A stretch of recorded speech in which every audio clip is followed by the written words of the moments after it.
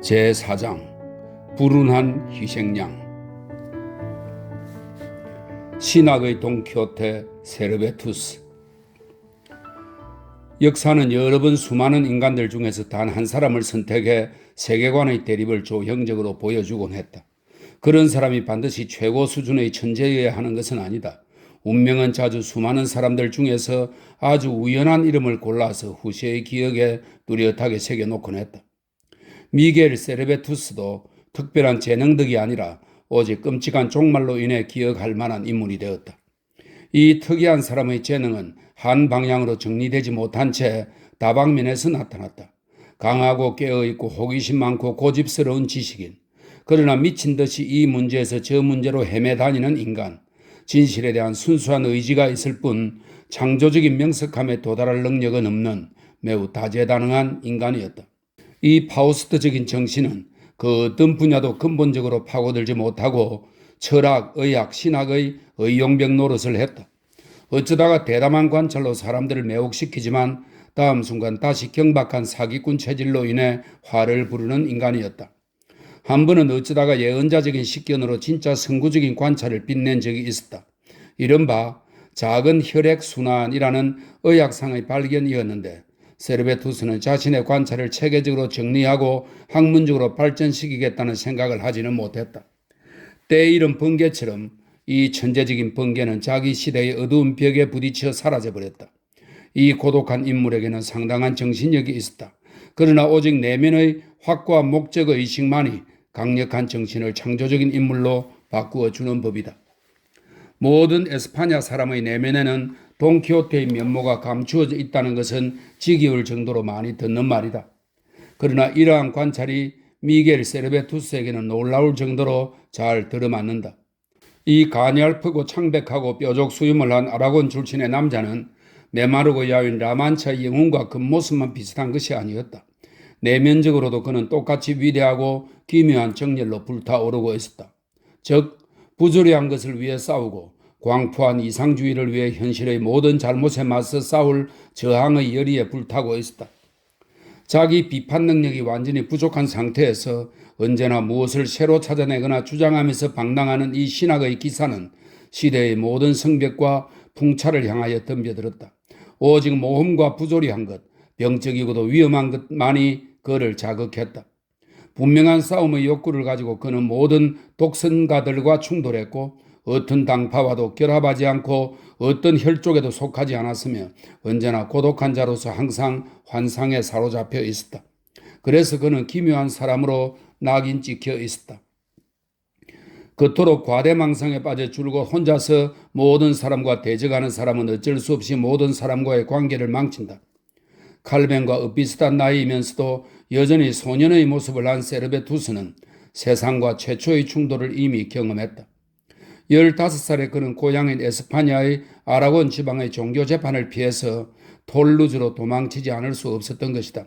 세르베투스는 그곳에서 공부를 계속했다. 그 후에 카를 5세의 고의 신부가 그를 빗으로 채용해서 이탈리아로 데리고 갔으며 나중에는 아우구스부르크 종교회의에도 데리고 갔다. 그곳에서 이 젊은 인문주의자는 그 시대의 다른 사람들과 마찬가지로 신교와 구교의 거대한 싸움에 정열적으로 말려 들어갔다. 그의 불안정한 정신이 신교와 구교 사이의 세계사적인 논쟁을 보자 들끓게 되었던 것이다. 모두들 싸우는 곳에서 그는 함께 싸우려고 했으며 모두가 교회를 개혁하고자 할 때 함께 개혁하기 위해 노력했다. 이 뜨거운 피를 가진 젊은이는 청춘의 과격주의에 취해 그때까지의 해결책과 모든 교회의 해결책들이 너무나 느슨하고 미적지근하고 우유부단한 것이라고 느꼈다. 루트, 첩잉글리, 칼벤 같은 대담한 개신교 지도자들도 여전히 복음서를 순화하기에는 충분히 혁명적이지 못한 사람들로 보였다. 어쨌든 그들은 여전히 삼위일체설을 받아들이고 있었던 것이다. 세르베투스는 20살 청년의 비타협성으로 니케아 종교회의는 정당성을 갖지 못하며 삼위의 영원한 본체에 대한 믿음은 하나님의 본질인 통일성과 일치하지 않는다고 생각했다. 이토록 과격한 사상이 그토록 종교적으로 과열된 시대에 눈에 띄지 않을 수 없었다. 모든 가치와 법칙들이 흔들리는 시대에는 모든 사람이 항상 자신의 권리를 찾고 전통과 무관하게 독자적으로 생각하기 시작하는 법이다. 불운하게도 세르베투스는 모든 논쟁하는 신학자들에게서 논쟁의 기쁨뿐만 아니라 그들의 가장 나쁜 습성, 즉 광신적 독선도 함께 배웠다. 이 20살짜리 청년은 개혁의 지도자들을 향해 그들이 불충분한 개혁을 했다고 주장했을 뿐만 아니라 오직 세르베투스 자신만이 진리를 알고 있다고 주장했다. 그는 자기 시대의 위대한 학자들을 방문했다. 스트라스부르로 마틴 부처와 카피토를, 그리고 바젤에 있는 오이콜람 파비우스를 방문해서 개신교에서 삼위일체라는 잘못된 교리를 버리라고 그들에게 요구했다.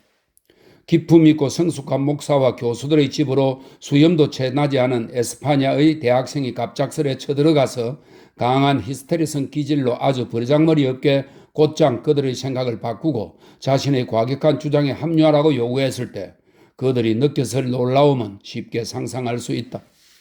마치 악마가 지옥의 형제를 자기들이 서재로 파견하기라도 한 것처럼 그들은 이 거친 이단자를 보고 성호를 그었다. 오이콜람 파디우스는 그를 한 마리 개처럼 집에서 쫓아내면서 유태인, 터키인, 하나님의 모독자이며 악마에 사로잡힌 자라고 불렀다. 부처는 강단에서 그를 가리켜 악마의 사도라고 불렀으며 처빙걸리는 공공연히 저 뻔뻔스러운 에스파냐인, 거짓된 가르침으로 기독교 전체를 망가뜨리려고 하는 자라고 경고했다. 그러나 라만차의 기사가 욕설이나 매질을 당했다고 자신의 여행을 그만두지 않았듯이 이 신학의 돈키호테도 항변이나 거부를 보고 자신의 싸움을 그만두지는 않았다. 지도자들이 자기를 이해하지 못하고 지혜롭고 영리한 사람들이 서재에서 자기 말에 귀를 기울이려고 하지 않았으니 이제 공개적으로 싸움을 계속해야 할 판이었다. 이제 기독교 세계는 그의 논쟁을 책의 형태로 보게 될 것이다. 22살의 나이에 세르베투스는 자신의 돈을 전부 긁어 모아 하게나우에서 자신의 주장을 인쇄했다. 이제 폭풍은 공개적으로 그를 향해 불어왔다. 부처는 강단에서 이 뻔뻔스러운 작자는 더도 덜도 말고 살아있는 몸뚱이에서 창자를 꺼내는 일을 당해야 마땅하다고 주장했다. 이때부터 개신교 세계에서 세르베투스는 사탄이 골라 뽑은 사절로 간주되었다. 이와 같은 방식으로 전 세계에 대항한, 그러니까 가톨릭과 개신교의 가르침이 모두 다 잘못되었다고 선언한 사람에게 기독교 세계 어디에도 조용한 휴식처나 집 또는 지붕이 없는 것은 당연한 일이었다. 열정과 용기. 세르베투스가 아리안식 이단의 책으로 죄를 짓게 된 이후로 이 이름의 인간이 사나운 들짐승보다도 더욱더 쫓기는 위험한 사람으로 여겨진 것도 당연한 일이다. 그에게는 단 하나의 구원만이 가능했다. 흔적도 없이 사라지는 것, 다시는 눈에 띄지 않고 찾을 수 없게 되는 것, 그리고 불붙은 의복 같은 자기 이름을 벗어버리는 일이었다. 도망자는 미셸 드 빌레브라는 이름으로 프랑스에 돌아와 리옹의 어떤 출판사에서 교정 보는 일을 하게 되었다. 그의 딜레탕트적인 감정이입 능력은 이 분야에서도 금세 새로운 매력과 논쟁의 가능성들을 찾아냈다. 그는 디톨레마이오스의 지리학을 교정보다가 하룻밤 사이에 지리학자가 되어서 이 작품에 상세한 해설을 덧붙였다. 의학서를 검토하는 중에 이 활동적인 정신은 의사가 되었고 얼마 후 진지하게 의학 공부를 시작하게 되었다. 그는 계속 공부하기 위해 파리로 갔으며 해부학 강의 시간에 베살리우스와 함께 표본 제작자 노릇을 했다. 그러나 앞서 신학에서 그랬듯이 이 참을성 없는 인간은 공부를 끝까지 마치지 못하고 학위도 받기 전에 이 새로운 분야에서도 모든 사람들을 가르치고 능가하려고 했다. 대담하게도 그는 파리의 의과대학에서 수학과 기상학, 천문학, 점성술 등에 관한 강의를 예고했다. 그러나 천문학과 의학을 뒤죽박죽 뒤섞은 그의 어지러운 활용법이 의사들을 화나게 만들었다.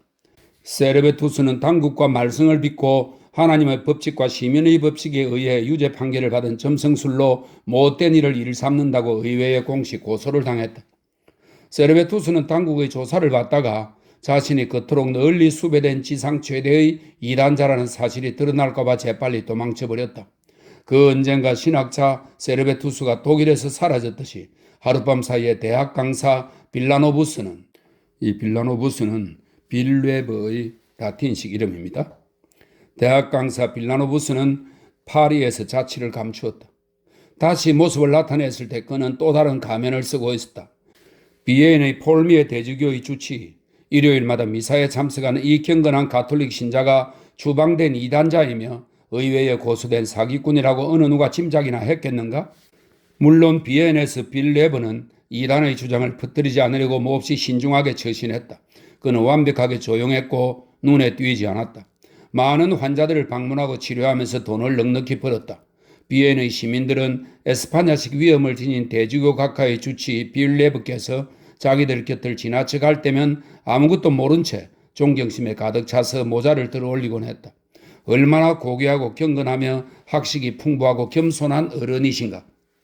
그러나 실제로 이 정열적이고 명예욕 강한 사람 속에 숨어있던 이단의 정열이 결코 죽은 것은 아니었다. 미겔 세르베투스의 영혼 깊숙한 곳에는 옛날의 탐색적인 불안의 정신이 변함없이 살아있었다. 어떤 생각이 한 인간의 내면에 일단 자리 잡으면 그 생각은 그의 사고와 감정의 끄트머리까지 지배하면서 끊임없이 내면에서 열을 만들어내기 마련이다. 살아있는 생각은 단 한 사람의 내면에서만 살다 쓰러져 가려고 하지는 않는다. 그것은 공간과 세계와 자유를 갈구한다. 그래서 사상가에게는 필생의 이념이 곪은 손가락에서 고름이 솟아나오듯 어머니의 몸에서 아기가 나오듯 껍질 속에서 열매가 나오듯 내면에서 밖으로 뚫고 나오는 순간이 오는 법이다. 세르베투스처럼 정열과 자의식이 강한 사람은 자기 사상을 오직 자신만을 위해 갖고 있지 못한다. 마침내 그는 온 세상이 자기와 같은 생각을 갖게 되기를 참을 수 없이 열망했다. 유아 세례와 삼위일체라는 자기가 보기에 잘못된 교리를 개신교 지도자들이 전파하는 것을 바라보는 일이 그의 양심에는 고통이 아닐 수 없었다. 기독교가 여전히 이 반기독교적인 잘못을 저지르고 있다니. 마침내 앞에 나서서 온 세계를 향해 참된 신앙의 소식을 전파하는 것이 그의 의무가 아니겠는가. 이 강요된 침묵의 세월이 세르베투스에게 무서울 정도의 짐이었던 것이 분명하다. 한편으로는 억눌려 밖으로 나오지 못한 말이 그를 압박하고 있는데 다른 한편으로는 추방되어서 신분을 위장한 채 입을 다물고 있어야 했으니까. 이 고통스러운 상황에서 마침내 세르베투스는 정신적인 대화를 나눌 수 있는 사상의 형제를 멀리서라도 찾아보려고 했다. 충분히 이해할 수 있는 욕구이다. 자기가 사는 곳에서는 어느 누구와도 정신적으로 통할 수 없었으므로 그는 자신의 신학적인 확신을 편지로나마 이야기해 보려고 했다. 불행하게도 이 눈먼 사람이 온전히 신뢰를 바친 사람이 바로 칼뱅이었다. 개신교도 중에서도 가장 과격하고 대담한 개혁자에게서 세르베투스는 더욱더 엄격하고 대담한 성서 해석에 대한 이해를 구했다. 그러므로서 그는 어쩌면 언젠가 말로 주고받았던 생각을 새롭게 되살렸을 것이다. 나이가 비슷한 두 사람은 파리의 대학 시절에 서로 만난 적이 있었다. 그러나 여러 해가 지나서 칼뱅은 이미 제네바의 통치자가 되어 있었고 빌레브는 비엔 대주교의 주치의가 되어 있었다. 리옹의 어떤 서적상의 중개로 두 사람 사이에 편지 교류가 시작되었다. 세르베투스 쪽에서 더 적극성을 띄었다. 그는 그의 뿌리칠 수 없는 절박감으로 그의 뻔뻔스럽다고 할 정도로 삼위일체설과 맞선 싸움에서 가장 강력한 개신교 이론가인 칼뱅을 자기 편으로 만들기 위해 편지를 쓰고 또 썼다. 처음에 칼뱅은 원론적으로 경고하는 답장을 보냈다. 길 잃고 헤매는 사람을 가르치고 교회 지도자로서 나고자를 다시 선한 양떼 합류시켜야 한다는 의무감에서 그는 세르베투스의 잘못을 지적하려고 애썼다. 그러나 세르베투스가 펼치는 이단적인 주장과 불손하고 자화자찬하는 말투에 칼뱅은 마침내 는드리가 나고 말았다. 정말 아무것도 아닌 일에서 극히 사소한 공방만 받아도 화가 솟구치는 권위적인 칼뱅에게 세르베투스는 이런 식으로 편지를 썼다. 나는 자네가 세 가지 신적인 본질의 엄청난 차이점을 인정한 것은 잘못이라는 사실을 알아듣도록 그렇게 자주 이야기했었네. 이 정도만 해도 그토록 위험천만한 적을 극도로 자극하는 일이었다. 그런데 세르베투스는 칼뱅의 기독교 강요 한 권을 이미 세계적으로 유명한 그 저자의 집으로 보냈다. 그는 학생이 잘못 쓴 부분을 선생님이 고쳐주듯이 이 책에서 잘못된 부분을 일일이 난 외에 표시했다. 이쯤 되면 제네바의 통치자가 이 어줍지 않은 신학자의 오만 불손에 대해 얼마나 분노를 느꼈을지 쉽게 짐작할 수 있다. 칼뱅은 경멸에 가득 찬 어투로 친구인 바렐에게 다음과 같이 써보냈다. 세르베투스는 개가 바위를 물어서 가장자리를 부스러뜨리듯이 내 책에 덤벼들어서 온갖 지저분한 말들로 그것을 더럽혔습니다.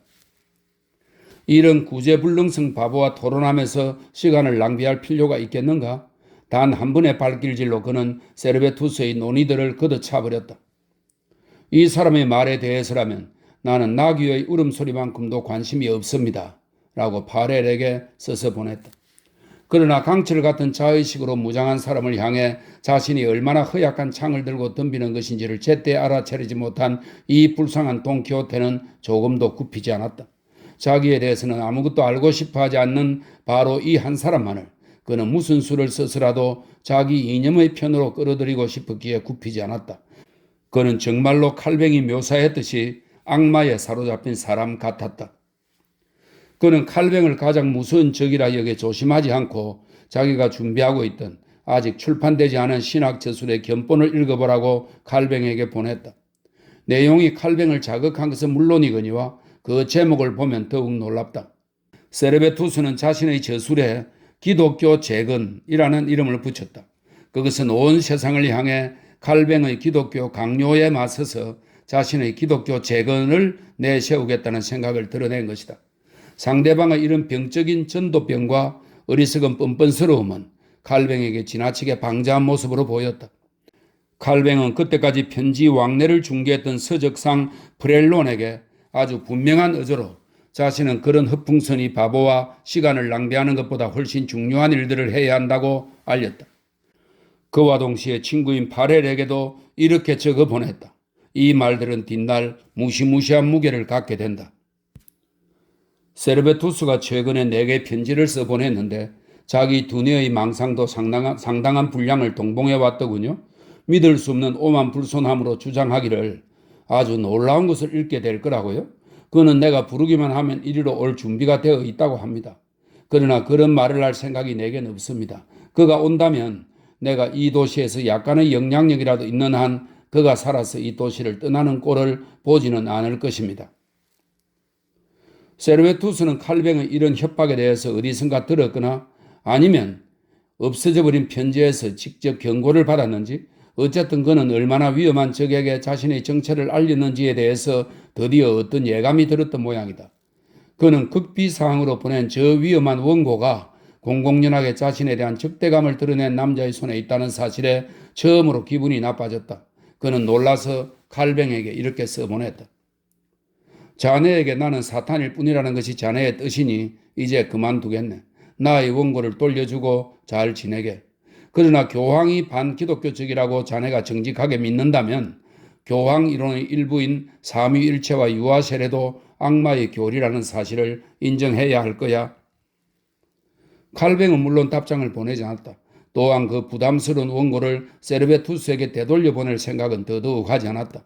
그는 위험한 무기를 다루듯이 이 이단의 원고를 필요한 순간에 다시 꺼낼 수 있도록 조심스럽게 서랍 속에 잘 보관해 두었다.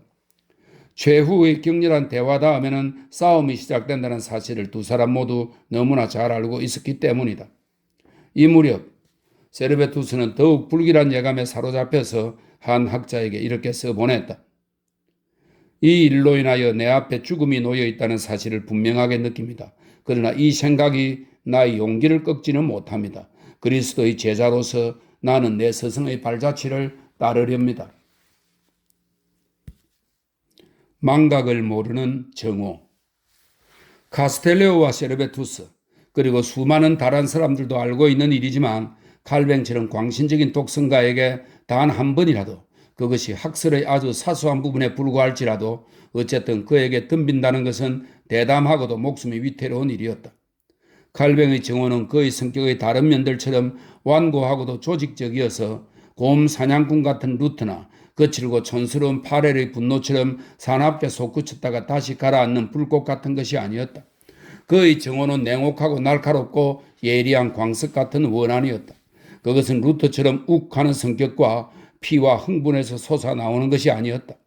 칼뱅의 끈질기고 차디찬 복수욕은 그의 두뇌에서 나왔다. 그의 정오는 무서울 정도로 뛰어난 기억력을 갖고 있었다. 칼뱅은 단 한 번도 어느 누구도 용서한 적이 없었다. 그가 누군가에 대해서 원한을 품게 되면 그 일은 절대로 잊혀지지 않는다라고 르라 마르 목사는 말한 적이 있다. 그리고 그가 단단한 철필로 자기 내면에 한번 새기는 이름은 그 사람이 생명책에서 지워지기 전까지는 절대로 말소되는 법이 없었다. 그러므로 칼뱅이 세르베투스에 대한 소식을 듣지 못한 채로 오랜 시간이 지났다 해도 별 의미가 없다. 그렇다고 해서 잃어버릴 칼뱅이 아니었기 때문이다. 그는 말없이 서랍에는 자기 체면을 깎아내린 편지를 보관하고 화살통에는 화살을 담아두고 완고하고 무자비한 영혼에는 오래 묵은 그러나 결코 해소될 길 없는 정오를 담아두었다. 실제로 세르베투스는 이 오랜 기간을 완벽하게 조용히 있었다. 그는 가르칠 수 없는 인간을 설득하는 것을 포기했다. 그리고 자신의 모든 정열을 오직 책에만 쏟아부었다. 조용하고 참으로 두려운 헌신으로 이 대주교의 주치의는 남몰래 자신의 기독교 재건을 계속 써나갔다. 그의 희망대로라면 진실성 면에서 칼뱅, 루터, 츠빙글리의 개혁을 훨씬 능가하는 것으로서 마침내 세계를 참된 기독교로 안내해 줄 책이었다. 세르베투스는 나중에 칼뱅이 그를 탄핵한 것처럼 복음서를 비웃는 인간은 결코 아니었다. 또한 오늘날 자주 찬양되듯이 자유사상가나 무신론자도 아니었다. 세르베투스는 여전히 기독교 영역 안에 머물러 있었다. 그의 책 서문을 보면 그가 자신의 생명까지도 신앙을 위해 바치려고 하는 독실한 기독교도라고 얼마나 진지하게 느끼고 있는지를 알 수 있다. 오 하늘에서 우리에게 스스로를 내주신 예수 그리스도 하나님의 아들이시여, 이 위대한 계시를 진실한 방식으로 우리가 확실히 알도록 당신의 종에게 당신 자신을 열어서 보여주십시오. 제가 지금 내면의 신적인 열망에 따라 옹호하려고 하는 것은 당신의 일입니다. 전에도 최초의 시도를 했던 적이 있습니다. 이제 시간이 되었으니 새로이 그 일을 해야 할 필요성을 절실하게 느낍니다. 우리의 빛을 감추지 말라고 당신은 우리에게 가르쳤습니다. 그러므로 제가 진실을 구하지 않는다면 저는 저주를 받아 마땅합니다. 세르베투스가 이 책을 출간함으로써 불러올 위험에 대해 분명하게 인식하고 있었다는 것은 인쇄할 때 특별한 예방 조치를 취한 것만 보더라도 알 수 있다. 대주교의 주치의가 말 많은 소도시에서 700쪽에 이르는 이란서를 인쇄하는 것은 얼마나 무모한 일인가. 저자뿐 아니라 출판업자와 관여한 노동자들까지도 이 미친 행동으로 인해 목숨을 내놓게 될 일이었다. 그러나 세르베투스는 여러 해 동안 의사 노릇을 해서 힘들게 벌어들인 전 재산을 쏟아부으며 망설이는 노동자들을 설득하여 종교재판에 대한 두려움을 무릅쓰고 남몰래 자기 책을 인쇄하도록 했다. 안전을 위해 본래의 인쇄소에서 세르베투스가 이 일을 위해 빌린 집으로 인쇄기도 옮겼다. 그곳에서 비밀을 지키겠다고 맹세한 믿을 만한 사람들이 남의 눈에 띄지 않게 이 이단의 책을 만들었다. 완성된 책에는 인쇄 장소나 출판 장소가 나와 있지 않았다. 다만 마지막 페이지에 세르베투스는 불운한 일이었지만 인쇄 연도 위쪽에 자신의 이니셜인 MSV 미겔 세르베투스 빌라노부스를 써넣었다. 그러므로서 종교재판 탐색견들에게 작가에 대한 확고한 증거를 남겼다. 그런데 사실 세르베투스는 자기 자신을 드러낼 필요도 없었다. 가차없는 적의 정오가 날카롭게 탐색하는 눈길을 빛내면서 이미 그 일을 준비하고 있었기 때문이다. 칼뱅이 제네바에서 점점 더 조직적이고 세심하게 구축한 염탐과 감시의 조직망은 멀리 떨어진 이웃나라에까지 미쳐서 프랑스에서도 교황의 종교재판보다 더 치밀하게 일이 진행되고 있었다. 실제로 세르베투스의 책이 아직 공식적으로 출간되지도 않았고 거의 1천군에 이르는 책들이 리옹에 쌓여만 있고 아직 마차에 실려 프랑크푸르트 도서시장으로 굴러가기도 전에 세르베투스 자신도 사람들에게 책을 몇 권밖에 보내지 못해서 오늘날에도 겨우 서너 권 정도밖에 전해지지 않을 정도인데 칼뱅은 벌써 한 권을 손에 넣은 상태였다. 그는 이단자와 그의 책 둘 모두를 단번에 파멸시키는 일에 곧바로 착수했다. 칼뱅이 취한 최초의 별로 알려지지 않은 세르베투스 살해 기도는 엄용하다는 면에서는 뒷날 샹펠 광장에서 공공연히 살해한 것보다 훨씬 더 역겹다. 칼뱅은 하늘 아래 최고의 이단서라고 느껴지는 이 책을 손에 넣자마자 마치 공개적이고 정직한 방법이기라도 한 것처럼 적을 곧장 가톨릭 종교 관청의 소나기 속으로 밀어 넣으려고 했다. 그가 강단에서 기독교 세계를 향해 이 책에 대해 경고만 해도 가톨릭 종교재판 당국이 곧 이 책의 저자를 대주교 궁전의 그림자 안에서 찾아낼 것이었다.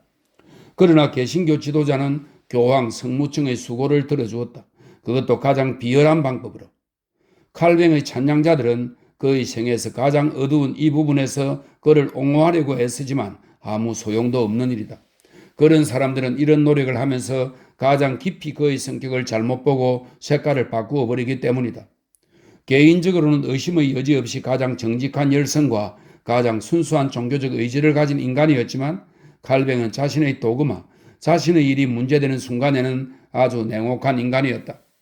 자신의 학설과 자신의 패거리를 위해서라면 그는 효과만 있다면 모든 수단을 다 정당화할 용의가 있었다.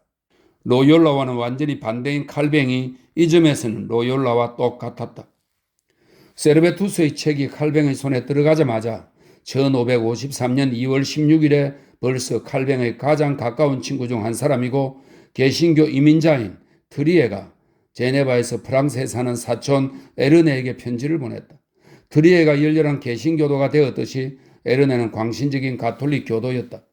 이 편지에서 트리에는 우선 전체적으로 개신교의 제네바는 모든 이단의 활동을 얼마나 훌륭하게 억압하고 있는가를 찬양하고 있다. 그에 반해서 가톨릭의 프랑스에는 이러한 잡초들이 매우 번성하고 있다고 말했다. 그러다가 갑자기 친절한 수다가 위험할 정도로 진지하게 돌변했다. 그곳 프랑스에 이를테면 화영당에 마땅한 어떤 이단자가 있는데 언제라도 잡을 수 있는 장소에 머물고 있다고 했다. 이런 말을 들으면 깜짝 놀라지 않을 수 없다. 이 문장은 그 옛날 칼뱅의 고소문과 끔찍할 정도로 일치하기 때문이다. 세르베투스가 제네바로 들어서기만 한다면 그가 살아서 이 도시를 떠나지 못하게 하리라. 그러나 칼뱅의 하수인인 트리에는 더욱 분명하게 표현한다. 그는 다음과 같이 아주 분명하게 밀고하고 있다. 미겔 세르베투스라는 에스파냐의 아라곤 사람을 말하는 것으로 그는 미셸 드 뷸레브라는 이름으로 의사 노릇을 하고 있다. 그리고 세르베투스 책의 인쇄된 표지를 동봉하고 처음 내 쪽의 내용을 전했다. 그런 다음 그는 죄 많은 세상에 대해 동정심이 넘치는 탄식을 하면서 이 치명적인 편지를 마무리했다. 이 제네바산 폭탄은 원하는 장소에서 터지도록 아주 정교하게 만들어진 것이었다.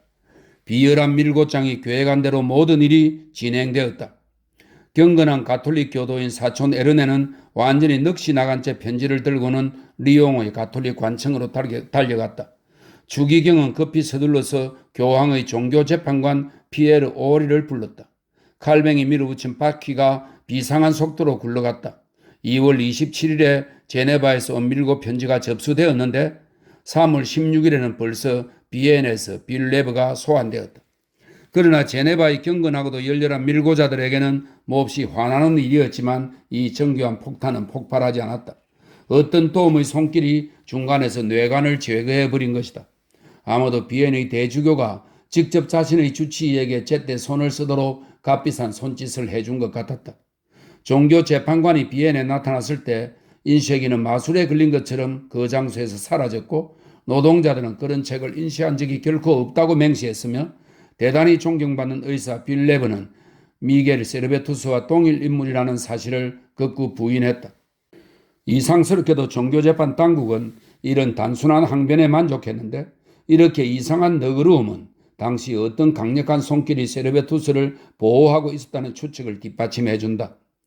보통은 엄지손가락을 나사로 조이는 등 즉시 고문을 시작하곤 하던 재판소가 뷸레브만은 아무 일 없이 풀어주고 종교재판관은 아무런 성과도 없이 리옹으로 돌아갔다.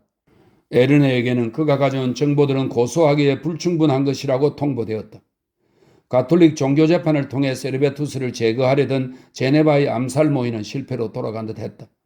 아르네가 제네바의 사촌 트리에게 새로운, 이번에는 더욱 확실한 증거를 청하지 않았다면 이 사건 전체가 모래 속에 파묻혀버리고 말았을 것이다.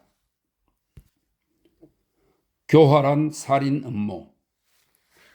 지금까지는 그래도 극단적인 너그러움으로 트리에가 정말로 순수한 믿음의 열성에서 가톨릭 교도인 사촌에게 자기는 직접 알지도 못하는 작가를 알려주었을 뿐이며 그 자신이나 칼뱅은 그것이 교황의 종교재판 측에 밀고 될 수도 있다는 생각은 전혀 못했다고 생각할 수도 있다. 그러나 이제는 이 형법기관이 본격적으로 가동되었고 아르네가 순수한 호기심에서가 아니라 종교재판 당국의 부탁을 받고서 더욱 확실한 증거를 청하고 있다는 사실을 제네바 쪽에서 알게 되었으므로 자신들이 지금 누구 좋은 일을 하고 있는지 모른다고 할 수는 없게 되었다. 그저 일반 세속의 생각만으로도 개신교 목사가 자기 친구들을 불태워 죽인 저 끔찍한 가톨릭의 종교재판 당국에 스파이 노릇을 해주는 짓만은 하지 말았어야 했다. 세르베투스가 훗날 자신의 살인자인 칼뱅을 향해 이런 질문을 던진 것은 지극히 온당한 일이었다. 복음서의 종이라는 직분이 종교재판의 고소자가 되거나 한 사람에게 올가미를 씌우는 것은 아니라는 사실을 정말 몰랐단 말이요? 그러나 자신의 이론이 문제되면 다시 한번 말하지만 칼뱅은 모든 도덕적인 한계와 인간적인 감정을 잃고 만다. 세르베투스를 처치해버려야 한다. 이 순간 이 끈질긴 정오의 남자에게는 그것이 어떤 무기, 어떤 방법으로 이루어지든 간에 전혀 문제되지 않았다. 그래서 가장 심술궂고도 비열한 방식으로 일이 진행되었다. 트리에가 사촌인 아르네에게 보낸 편지는 이 설명입니다. 칼뱅의 구술을 받아서 쓴 것이 분명한 드리에가 사촌인 아르네에게 보낸 편지는 위선의 걸작품이었다. 드리에는 처음에 자기 사촌이 이 편지를 종교재판 측에 넘겼다는 사실에 매우 놀라워했다. 그는 이 소식을 사촌 개인에게만 알리려고 했었다. 나의 의도는 다만 스스로 교회의 기둥이라고 자처하는 사람들이 얼마나 열성적인 신자인가를 표현하려는 것뿐이었다. 그러나 화형 장작 더미가 이미 만들어져 있다는 사실을 알게 되었으므로 가톨릭 종교재판 측에 더 이상의 증거를 줄 수 없다고 거부하는 대신에 이 동정심 많은 밀고자는 경건한 눈길을 쳐들고서 말했다. 이미 잘못이 행해졌으니 하나님께서도 기독교가 그러한 오욕과 치명적인 패스트 질병에서 정화되기를 열렬히 바라신다. 믿을 수 없는 일이 일어났다. 하나님을 인간적인 혹은 차라리 비인간적인 정오의 사건에 개입시키려는 고약한 시도를 한 다음 이 완고하고도 열성적인 개신교도는 가톨릭 종교재판에 가장 살인적인 증거물을 넘겼다. 즉 세르벤투스가 손수 쓴 편지들과 저작물의 원고 일부를 보낸 것이다. 이제 이단 재판은 편안하고도 빠르게 일을 진행할 수 있게 되었다. 세르베투스가 손수 쓴 편지들? 그러나 세르베투스가 드리에에게 한 번도 편지를 보낸 적이 없는데 그가 어떻게 어디서 이런 편지들을 구했단 말인가? 더는 감출 수 없는 일이다. 배후에 칼뱅이 있었음이 분명하다. 그는 이 어두운 사건에서 드리에의 배후에 조심스럽게 숨어 있으려고 했다. 그것은 칼뱅에게 보낸 편지들이었으며 그에게 보낸 원고의 일부였다. 그리고 칼뱅은 누구 때문에 이 증거물을 꺼내들었는지 정확하게 알고 있었다. 이것이야말로 결정적인 잘못이다. 그가 매일 강단에서 사탄의 종이라고 부르고 자신의 추종자들을 고문하고 불태우는 바로 교황파를 위한 것이었다. 그는 물론 어떤 목적으로 대신문관의 이 편지들을 그토록 절박하게 필요로 하는지 정확하게 알고 있었다. 바로 세르베투스를 화형장으로 보내기 위한 것이었다. 그가 훗날 궤변을 늘어놓으면서 이 분명한 사실을 감추려고 애썼지만 소용없는 일이었다. 세르베투스가 교황의 종교재판 측에 체포되도록 내가 일을 꾸몄다는 소문이 돌고 있습니다. 어떤 사람은 내가 그를 신앙의 원수들에게 넘기고 늑대들에게 복수하라고 내던졌다고 말합니다. 하지만 대체 어떤 방식으로 내가 갑자기 교황의 추동자들과 연락을 취할 수 있겠습니까? 우리가 서로 교류하고 있으며 내게는 사탄과 같은 저들과 내가 함께 모의했다는 것은 도저히 있을 수 없는 이야기입니다. 그러나 이렇게 귀띔을 해서 진실을 얼버무리는 술책은 논리적으로도 너무 서툰 짓이다. 칼뱅은 어떤 방식으로 교황의 추종자들과 연락을 취할 수 있겠는가라고 우물거렸지만 서류들은 너무나 분명하게 친구인 트리에를 통해서 직접 연락했다고 답하고 있다. 트리에는 아르네에게 보낸 편지에서 아주 순진하게 자신이 칼뱅의 하수인이라는 사실을 고백하고 있다. 여기 동봉하는 이 서류들을 칼뱅 선생님으로부터 얻어내는 것이 정말로 힘든 일이었음을 고백해야겠어요? 그분이 하나님에 대한 수치스러운 모독을 숨겨주어야 한다고 생각하기 때문이 아니라 이단자들을 법정의 칼로 없애지 않고 가르침으로 설득하는 것이 그분의 개인적인 의무라고 생각하고 계시기 때문이지요. 칼뱅의 구술을 받은 것이 분명한 이 서투른 편지의 발신자는 모든 죄를 스스로 떠맡으려고 하지만 아무 소용없는 일이다. 그는 이렇게 적고 있다.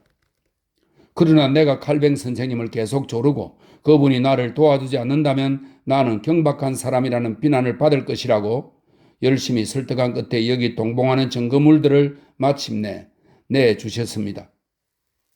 그러나 이 서류상의 사실들이 모든 발언보다도 더욱 정확하게 말해주고 있다.